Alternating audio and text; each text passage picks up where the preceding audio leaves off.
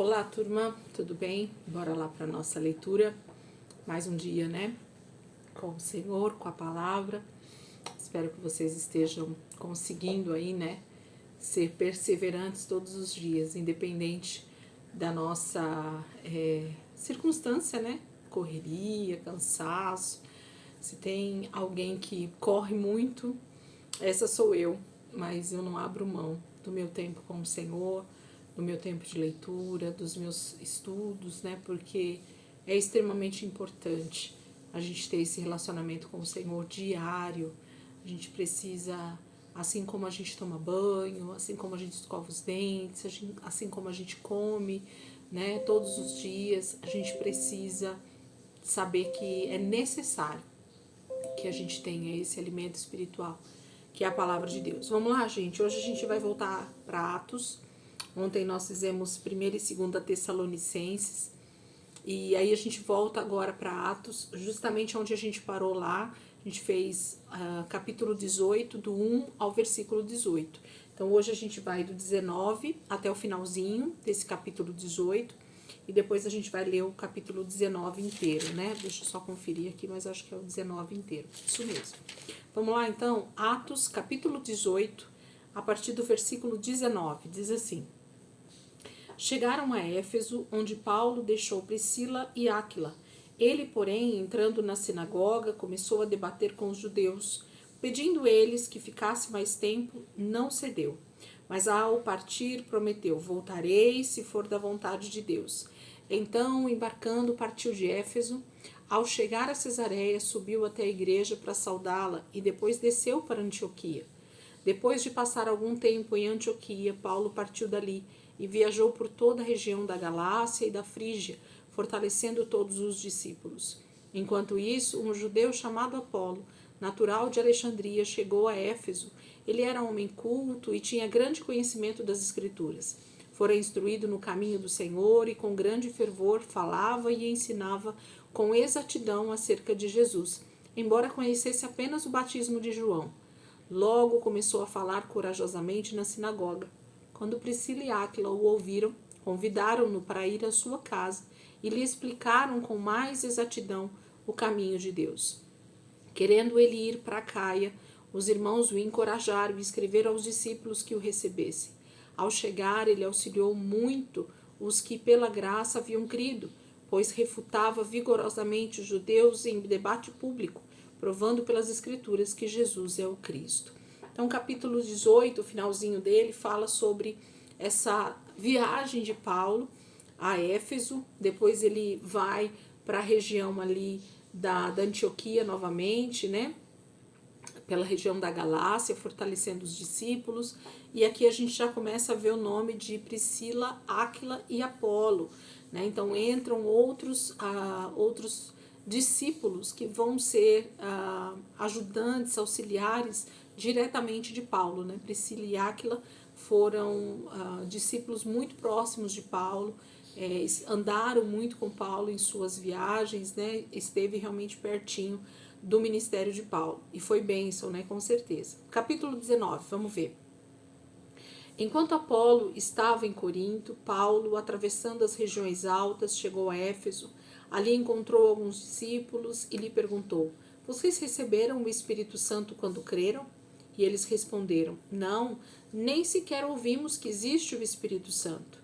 Então, que batismo vocês receberam? Perguntou Paulo. O batismo de João, responderam eles. E disse Paulo: O batismo de João foi um batismo de arrependimento. Ele dizia ao povo que cresce naquele que viria depois dele, isto é, em Jesus. Ouvindo isso, eles foram batizados no nome do Senhor Jesus. Quando Paulo lhes impôs as mãos, veio sobre eles o Espírito Santo e começaram a falar em línguas e a profetizar. Eram ao todo uns 12 homens. Paulo entrou na sinagoga e ali falou com liberdade durante 3 meses, argumentando convincentemente acerca do reino de Deus. Mas alguns deles se endureceram e se recusaram a crer e começaram a falar mal do caminho diante da multidão. Paulo então afastou-se deles. Tomando consigo os discípulos, passou a ensinar diariamente na escola de Tirano. Isso continuou por 2 anos, de forma que todos os judeus e os gregos que viviam na província da Ásia ouviram a palavra do Senhor. Deus fazia milagres extraordinários por meio de Paulo, de modo que até lenços e aventais que Paulo usava eram levados e colocados sobre os enfermos. Estes eram curados de suas doenças e os espíritos malignos saíam deles. Alguns judeus que andavam expulsando espíritos malignos tentaram invocar o nome do Senhor Jesus sobre os endemoniados, dizendo: em nome de Jesus, a quem Paulo prega, eu ordeno que saiam. Os que estavam fazendo isso eram os 7 filhos de Seva, um dos chefes dos sacerdotes dos judeus. Um dia, o espírito maligno lhes respondeu: Jesus eu conheço, Paulo eu sei quem é, mas vocês quem são? Então o endemoniado saltou sobre eles e os dominou, espancando-os com tamanha violência que eles fugiram da casa nus e feridos. Quando isso se tornou conhecido de todos os judeus e gregos que viviam em Éfeso, todos eles foram tomados de temor e o nome do Senhor Jesus era engrandecido. Muitos dos que creram vinham e confessavam e declaravam abertamente suas más obras. Grande número dos que tinham praticado ocultismo reuniram seus livros e os queimaram publicamente. Calculado o valor total, este chegou a 50.000 dracmas. Dessa maneira, a palavra do Senhor muito se difundia e se fortalecia. Depois destas coisas, Paulo decidiu no espírito ir a Jerusalém, passando pela Macedônia e pela Caia. Ele dizia: depois de haver estado ali, é necessário também que eu vá visitar Roma. Então enviou a Macedônia 2 dos seus auxiliares, Timóteo e Erasto, e permaneceu mais um pouco na província da Ásia. Naquele tempo, houve um grande tumulto por causa do caminho. Um ourives chamado Demétrio, que fazia miniaturas de prata do templo de Artemis e que dava muito lucro aos artífices, reuniu com os trabalhadores dessa profissão e disse: Senhores, vocês sabem que temos uma boa fonte de lucro nesta atividade e estão vendo e ouvindo como este indivíduo, Paulo, está convencendo e desviando grande número de pessoas aqui em Éfeso e em quase toda a província da Ásia. Diz ele que deuses feitos por mãos humanas não são deuses.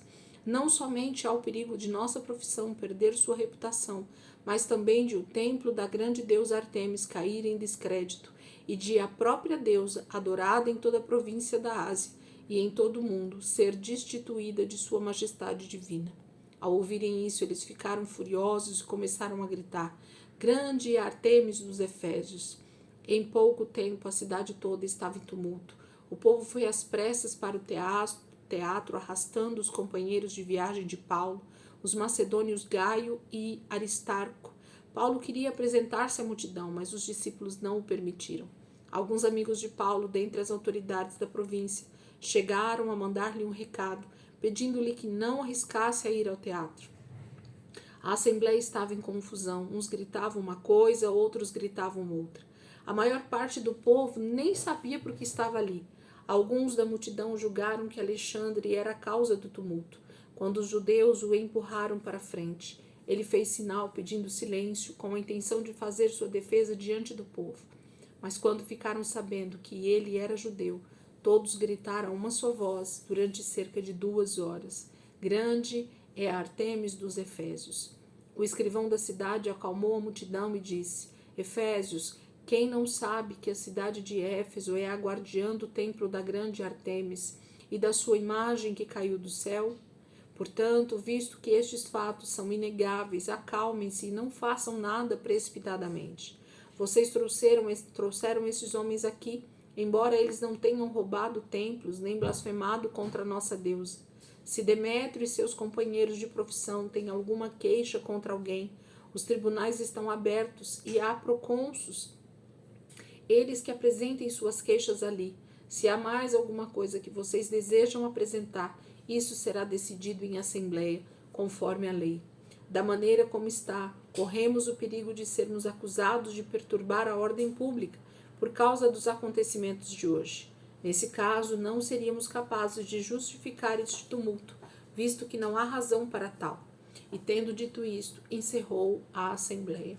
Capítulo 19 é um episódio bem complicado, né, no ministério de Paulo, e a gente percebe como realmente o ser humano ele que tende a criar tumultos, rebeliões, né?